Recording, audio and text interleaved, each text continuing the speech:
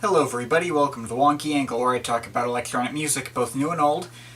And today I'm talking about the third album from Jean-Michel Jarre, Les Chants Magnétiques, or Magnetic Fields as I know it. Alrighty then, this album kinda completes a trilogy of Jarre's early period albums, when some people say that he was at his most innovative, with Oxygen, Equinox, Magnetic Fields. Now, I've already made it clear that I didn't actually think Equinox was all that innovative, just kind of a rehash of what made Oxygen work.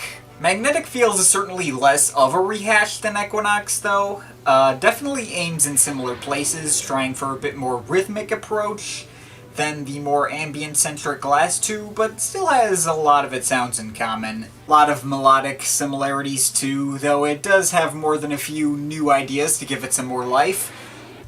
This album did a much better job than Equinox at setting itself apart from Jarre's established formula. That said, personally, of Jarre's first three main albums, this is my personal least favorite. Still a very good album, just the way everything comes together as a whole doesn't feel nearly as satisfying as experiences, say, Equinox could deliver. Equinox definitely had a satisfying arc to it. There was very much purpose to how everything was laid out on there. It felt like 8 parts of the same overarching piece. Magnetic Fields, though, tracks mix and flow into each other, but I question why none of these tracks have proper song titles. They don't feel like they all belong to the same piece like his last two. And there's no track on here that has the same level of iconicness that just hits me in an emotional way in the same way that tracks like Oxygen 2 and 4 or Equinox 4 and 7 do. It does feel like it's aiming for something generally more lighthearted than the last two, though, right down to the original French title, which is a pun based on a homophone that doesn't translate over to English. Maybe I guess it isn't trying to be taken as seriously in general as the last two were. And for what it's worth, there's nothing that I dislike from this album either. It's definitely a consistent album. The first track on here, which is really 3 tracks in one, the first section, part 1, it's a pretty good tone setter. Much more fast-paced and frantic than any of the previous openers. It's the one that's probably become the most iconic, the one that's become a regular in his lineup of tracks, like starting out with a single. And, is it weird that I think this might be my least favorite part of the album? I think I like most of these tracks about the same, but I wasn't really getting into this one all that much while listening to it today. Might change later. It's certainly one of the most easily memorable parts of the album, but it doesn't get me hyped up in the same way other Jarre tracks from this era of his career do. I think I like the other 2 sections of part 1 more. The second section of part 1 is just straight ambient, with plenty of warm pads and weird voice samples floating about. Really interesting stuff there, and it gets more expansive near the end of that section, and then finally when we get into the last part, that sounds a lot more like the first section, but with a better melody in my opinion. I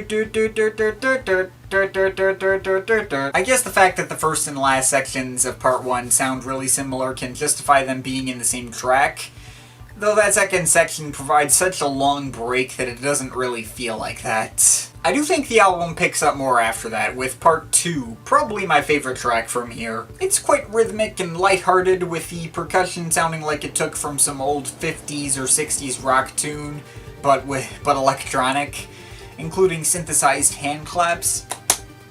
And of course the melody here is probably my favorite on the album too.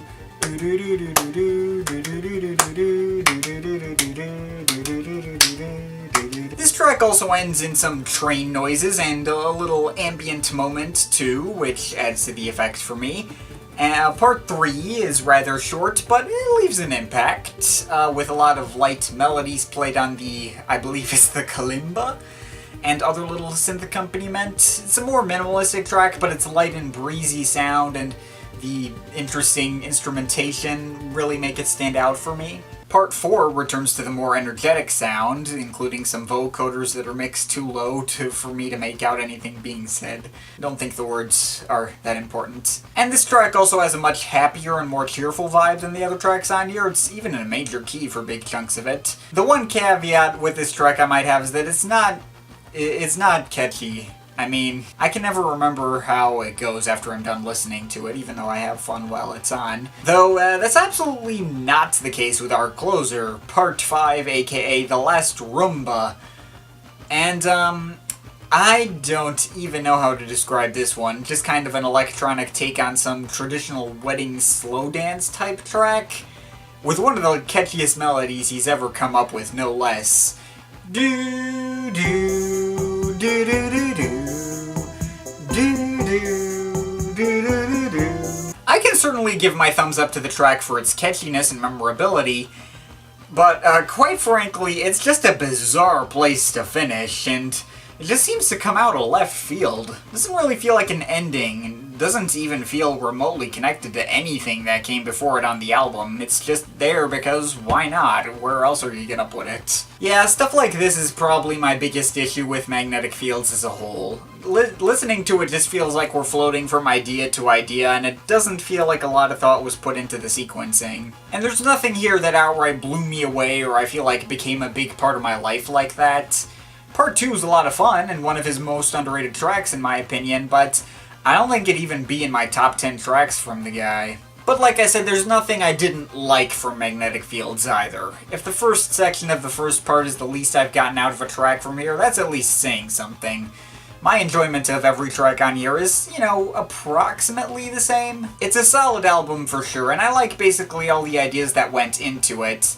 There's an experience to be found here that isn't quite like any other Jarre album before or since. But I also think Jarre has better in him than this. It doesn't get quite the same visceral reaction out of me that other ones of his can. Though I think it is also telling that I decided to name one of my own tracks after this album at one point. I got a track called Field, a Magnetic Field, though that track also has elements of Rendezvous and Revolutions, but it was, close enough.